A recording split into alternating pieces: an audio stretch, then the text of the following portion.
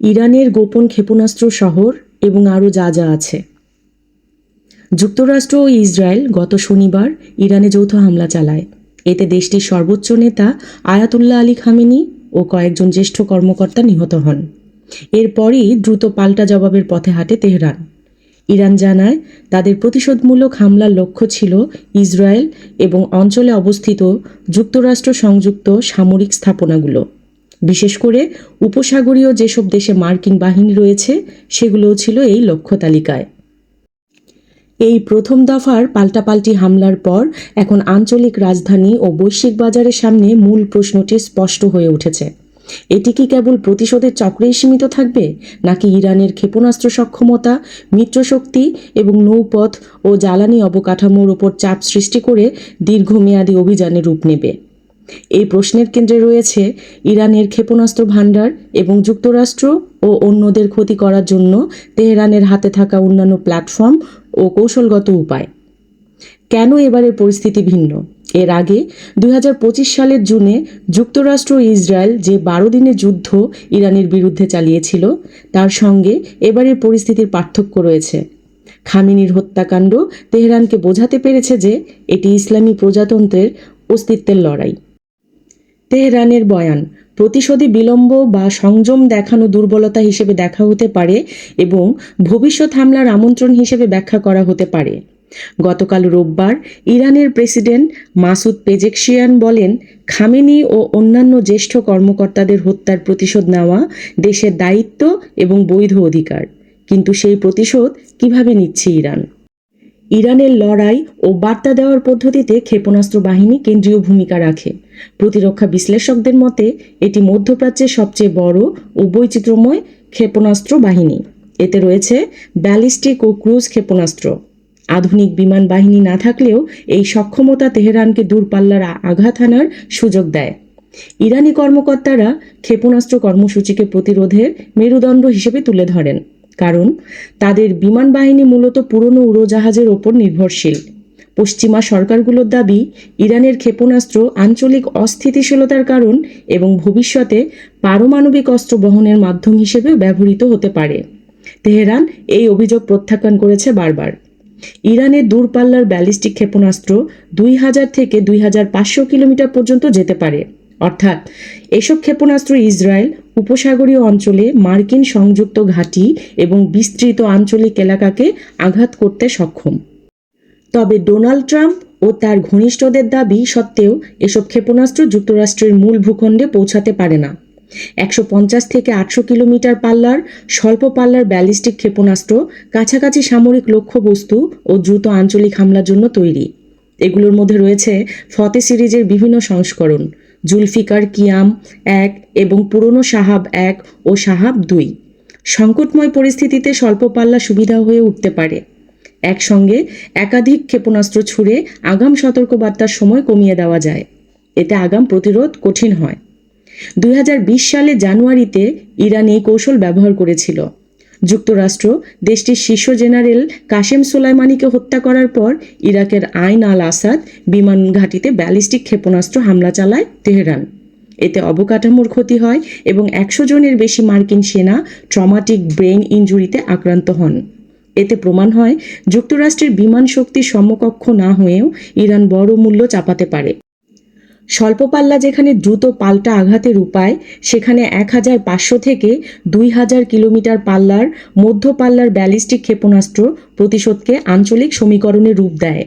সাহাব 3, Imad, ঘাদর 1, খোররামশার series, সেজ্জিল এবং নতুন খাইবার শেখান ও হাজ কাশেম এই সক্ষমতার ভিত্তি। সিজ্জিল বিশেষভাবে উল্লেখযোগ্য। এটি সলিড ফুয়েল বা কঠিন জ্বালানি চালিত। তরল জ্বালানি চালিত ক্ষেপণাস্ত্রের তুলনায় দ্রুত উৎক্ষেপণের জন্য প্রস্তুত করা যায়। শত্রুপক্ষের হামলার আশঙ্কায় দ্রুত প্রতিক্রিয়ার ক্ষেত্রে এটি সুবিধা দেয়। এই মাঝারি পাল্লার ক্ষেপণাস্ত্র ইসরায়েল সহ কাতার, বাহরাইন, কুয়েত, সৌদি আরব ও সংযুক্ত আরব আমিরাতে অবস্থিত মার্কিন সংযুক্ত স্থাপনাগুলোকে পাল্লার মধ্যে নিয়ে আসে। ফলে ইরানের লক্ষ্য তালিকা যেমন বিস্তৃত হয়, তেমনি অঞ্চলে ঝুঁকিও বাড়ে। ক্রুজ ক্ষেপণাস্ত্র নিচু দিয়ে উড়ে এবং ভূখণ্ড অনুসরণ করে এগোতে পারে। এগুলো শনাক্ত ও অনুসরণ করা কঠিন। বিশেষ করে যখন ড্রোন বা ব্যালিস্টিক ক্ষেপণাস্ত্রের সঙ্গে একযোগে ছোড়া হয় তখন আকাশ প্রতিরক্ষা ব্যবস্থা চাপের মুখে পড়ে। বিশ্লেষকদের মতে ইরানের কাছে স্থলভিত্তিক হামলা ও জাহাজ বিধ্বংসী ক্রুজ ক্ষেপণাস্ত্র রয়েছে। এর মধ্যে রয়েছে সুমার, ইয়া আলী, কুদস সিরিজ, হোবেইজে, পাভে ও রাদ। সুমারের পাল্লা 2500 কিলোমিটার। ড্রোন আরেক স্তরে চাপ তৈরি করে। ক্ষেপণাস্ত্র চেয়ে ধীর গতির হলেও সস্তা এবং একসঙ্গে অনেকগুলো ছোড়া যায়। একমুখী আক্রমণ ড্রোন ঢেউয়ের পর ঢেউ আকারে পাঠিয়ে আকাশ প্রতিরক্ষা দুর্বল করা যায়। এতে বিমানবন্দর, বন্দর ও জ্বালানি স্থাপনাগুলো ঘন্টার পর ঘন্টা সতর্ক অবস্থায় থাকতে বাধ্য হয়। বিশ্লেষকদের ধারণা, সংঘাত গভীর হলে এই কৌশল আরও বেশি ব্যবহার হতে পারে। ভূগর্ভস্থ ক্ষেপণাস্ত্র নগর, প্রথম আঘাতের পর টিকে থাকা। ক্ষেপণাস্ত্রের সংখ্যা গুরুত্বপূর্ণ, তবে দীর্ঘমেয়াদী সংঘাতে প্রশ্ন হল প্রথম দফার হামলা সহ্য করার পর ইরান কতদিন ক্ষেপণাস্ত্র ছুটতে পারবে। বছরের পর বছর ধরে তেহরান তাদের কর্মসূচির অংশ ভূগর্ভস্থ গুদাম, গোপন ঘাঁটি ও সুরক্ষিত উৎক্ষেপণ স্থাপনায় স্থানান্তর করেছে। দেশ জুড়ে বিস্তৃত এই নেটওয়ার্ক দ্রুত ইরানের সক্ষমতা ধ্বংস করা কঠিন করে তোলে। বড় আকারের প্রথম হামলার পরও কিছু সক্ষমতা টিকে থাকবে, এই হিসাব প্রতিপক্ষকেই ধরে নিতে হবে। সামরিক পরিকল্পনাকারীদের জন্য এর মানে হলো ইরানের ক্ষেপণাস্ত্র অবকাঠামোতে আরও হামলার সিদ্ধান্ত নিলে তা সংক্ষিপ্ত অভিযানের বদলে দীর্ঘস্থায়ী পাল্টাপাল্টি সংঘাতে গড়াতে পারে। হরমুজ প্রণালী, আনুষ্ঠানিক অবরোধ ছাড়াই বিঘ্ন ঘটানোর ভূকৌশলগত অস্ত্র। ইরানের প্রতিরোধ কৌশল শুধু স্থলভাগে সীমিত নয়। উপসাগর ও হরমুজ প্রণালী, যেখান দিয়ে বিশ্বের উল্লেখযোগ্য অংশের তেল ও গ্যাস বাণিজ্য হয়, তেহরানকে বৈশ্বিক বাজার কাঁপানোর দ্রুত পথ দেয়। জাহাজ বিধ্বংসী ক্ষেপণাস্ত্র, নৌ মাইন, ড্রোন ও দ্রুতগতির আক্রমণ নৌকা ব্যবহার করে ইরান নৌবাহিনী ও বাণিজ্যিক জাহাজ চলাচল হুমকির মুখে ফেলতে পারে। তারা ফাত্তা সিরিজের মতো যেসব হাইপারসোনিক ব্যবস্থা প্রদর্শন করেছে সেগুলো অত্যন্ত উচ্চ গতি ও কৌশলগত চালচলনের দাবি করে, তবে এগুলোর কার্যকর অবস্থান নিয়ে স্বাধীন প্রমাণ সীমিত। বাজারে প্রভাব ফেলতে আনুষ্ঠানিক অবরোধ প্রয়োজন হয় না।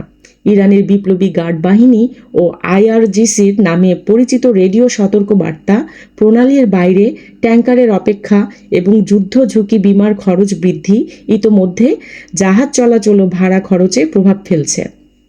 আইআরজিসি জানিয়েছে তারা হরমুজ প্রণালীর কাছে যুক্তরাষ্ট্র ও যুক্তরাজ্য সংযুক্ত 3টি তেলবাহী ট্যাঙ্কারে আঘাত করেছে। ডেনমার্ক ভিত্তিক কন্টেইনার শিপিং কোম্পানি মায়েক্স রোববার জানায় তারা হরমুজ প্রণালী দিয়ে সব জাহাজ চলাচল সাময়িকভাবে স্থগিত করেছে। উপসাগরে মার্কিন বাহিনী, বেশি শক্তি, বেশি লক্ষ্যবস্তু। ওয়াশিংটন এই অঞ্চলে নৌ ও আকাশ সক্ষমতা জোরদার করেছে। কর্মকর্তাদের ভাষ্য অনুযায়ী বহু বছরের মধ্যে ইরানের কাছাকাছি এটি সবচেয়ে বড় মার্কিন সামরিক শক্তির সমাবেশ। এতে হামলা ও আকাশ প্রতিরক্ষা সক্ষমতা বাড়ে, তবে একই সঙ্গে সম্ভাব্য লক্ষ্যবস্তুর তালিকাও দীর্ঘ হয়। মার্কিন বাহিনী একাধিক দেশে ছড়িয়ে রয়েছে। তারা ঘাঁটি, লজিস্টিক কেন্দ্র ও কমান্ড সেন্টারের নেটওয়ার্কের ওপর নির্ভরশীল। সবগুলোকে একই মাত্রায় সবসময় সুরক্ষিত রাখা সম্ভব নয়।